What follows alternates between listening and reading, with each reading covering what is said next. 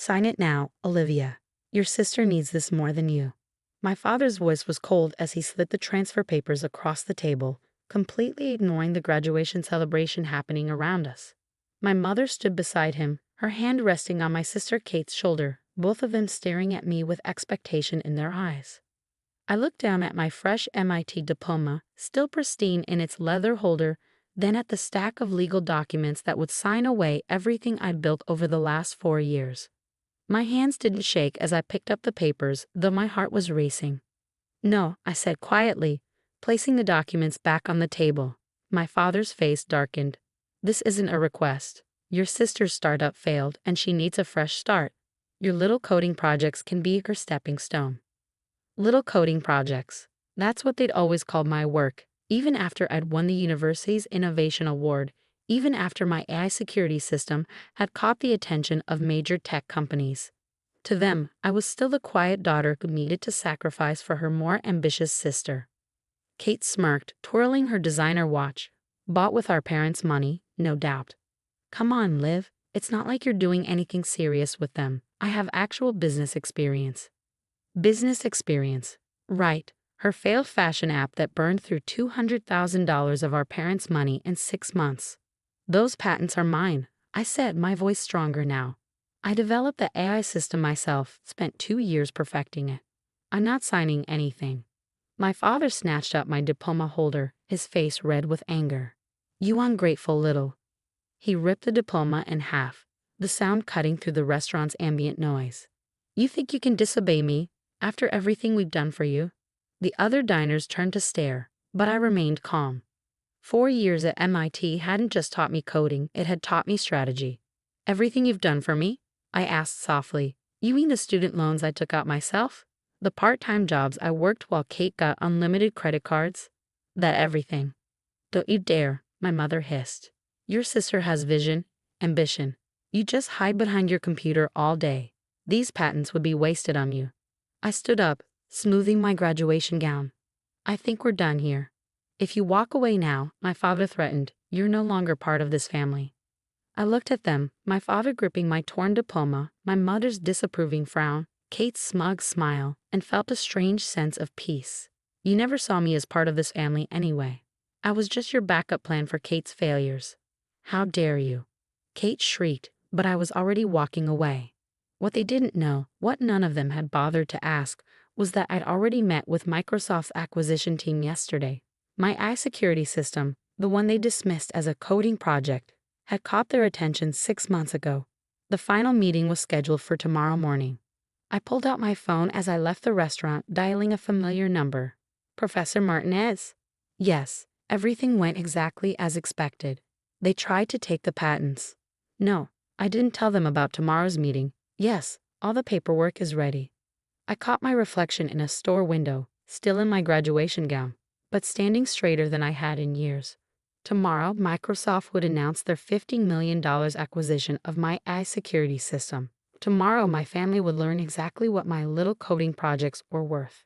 But tonight, I had a different celebration in mind. I headed to my apartment, where my real support system waited. My best friend Emma, my roommate Jack, and our study group had planned a small party. People who had actually seen me work through countless nights, debug endless code, and build something revolutionary. As I climbed the stairs to my apartment, my phone buzzed with texts from my family. Dad, you're making a huge mistake. Mom, think about your sister's future. Kate, you'll regret this. I would have made your stupid program actually successful. I silenced my phone without replying. They'd find out soon enough exactly how successful my program already was. Emma opened the door before I could reach for my keys, taking one look at my face and pulling me into a hug. They did exactly what you predicted, didn't they? I nodded, finally letting myself smile. Down to the diploma ripping. Is everything ready for tomorrow? Press release drafted, social media strategy in place, and Jack's got the champagne on ice, she grinned. Ready to shock the tech world, Ms. Future Millionaire? For the first time since the disastrous graduation dinner, I laughed.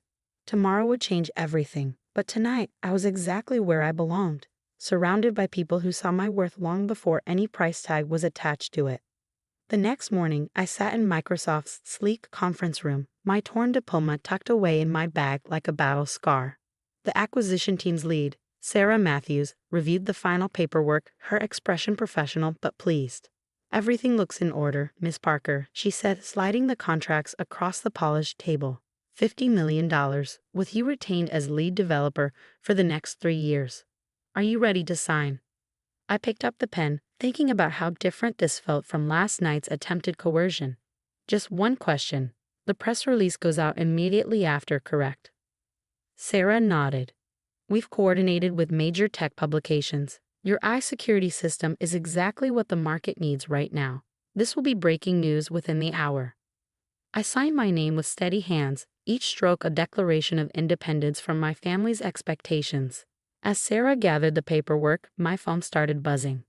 News traveled fast in the tech world, and someone had already leaked the acquisition. The first call was from Kate. I declined it, watching as text messages flooded in. Kate. What the hell? $50 million? Kate. You have to share this with a family. Kate, tell me now. My mother's messages came next. Mom, we need to talk about this as a family. Mom, your father is very upset. Mom, you owe your sister a chance to be part of this. I turned off my phone as Sarah led me to the press conference. Cameras flashed as I shook hands with Microsoft's CEO. My little coding project, now headline news. I delivered my prepared statement flawlessly, describing how my AI system would revolutionize cybersecurity for small businesses. By afternoon, my face was on every tech news website. MIT graduates AI innovation acquired for $50 million. Young female developer revolutionizes security tech. Microsoft's newest rising star. Emma met me outside Microsoft's building, holding up her tablet with the headlines. You're trending on Twitter, she grinned. And guess who's been trying to reach me all morning? Let me guess, my family? Your sister called 6 times.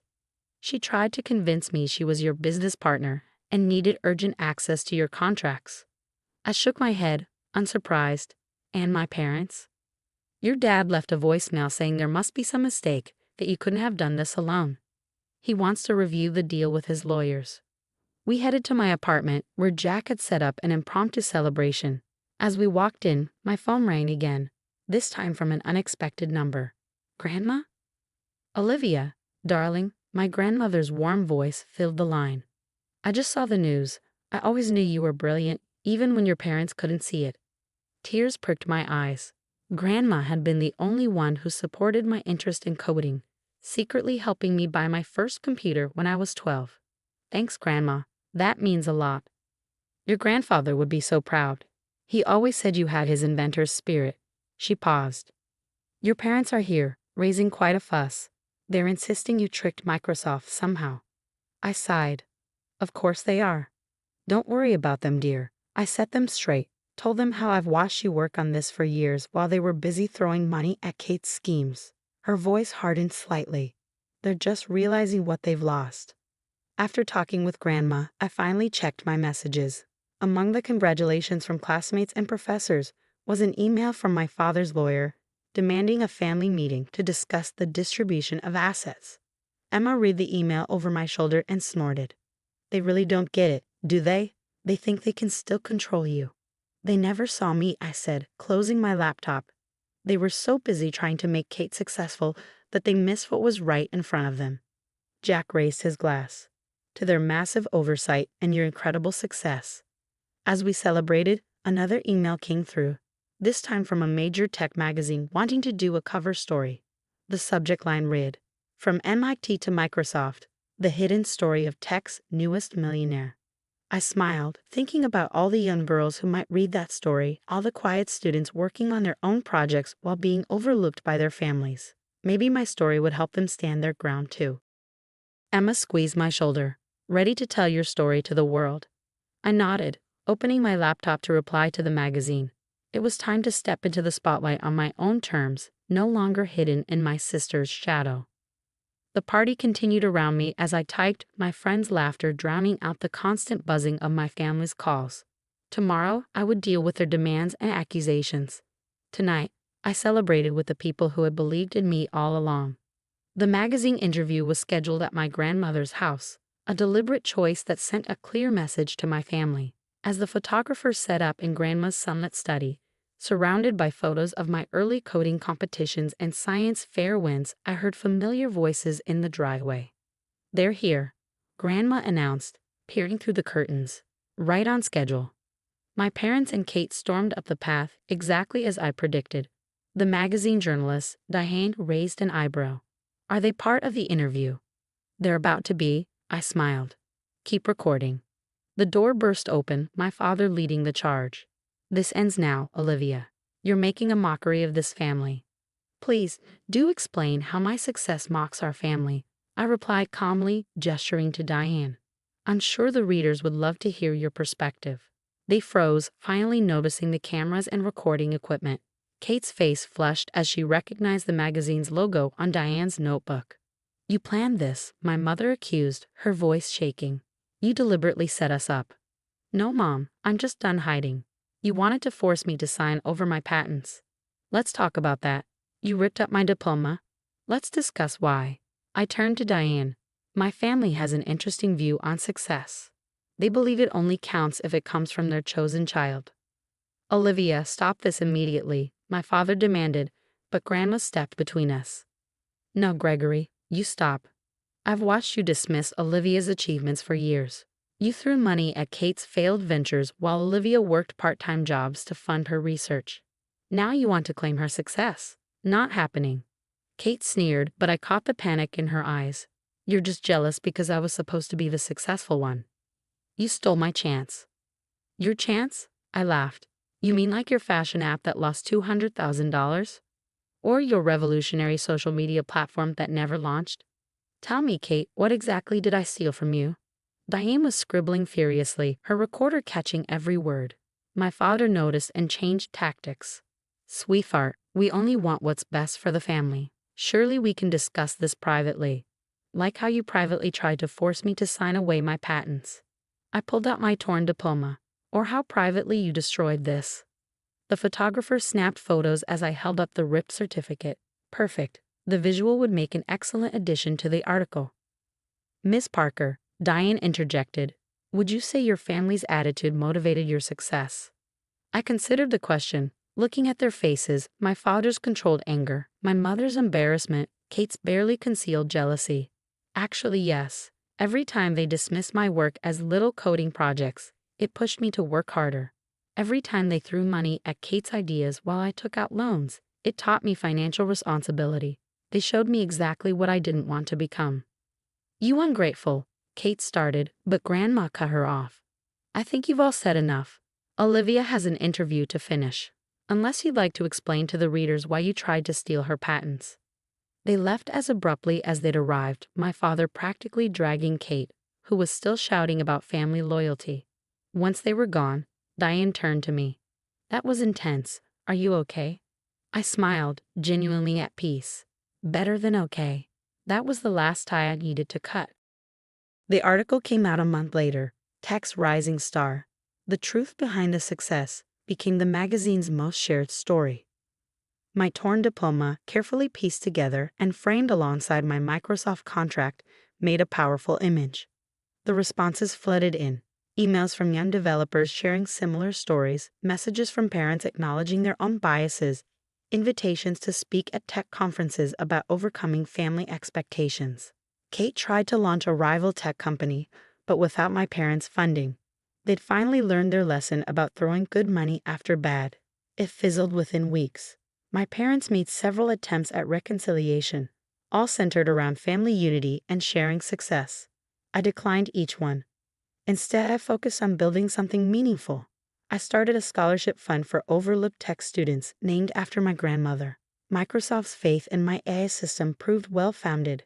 Within 6 months, it was protecting thousands of small businesses from cyber attacks. 1 year after the acquisition, I sat in my new office, looking at the framed magazine cover on my wall. My phone buzzed with a text from Emma. "Your sister's giving interviews about being your inspiration. Want me to send the receipts?" I laughed, typing back, "Let her talk. Success speaks for itself."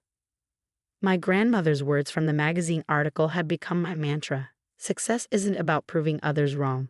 It's about proving yourself right. Looking out my office window at the Seattle skyline, I felt nothing but gratitude for every dismissive comment, every undermining action, every attempt to hold me back. They had all become steps on my ladder to success. My little coding project was now an industry standard, my name was respected in tech circles, and my story was inspiring others to stand their ground. Sometimes the best revenge isn't confrontation.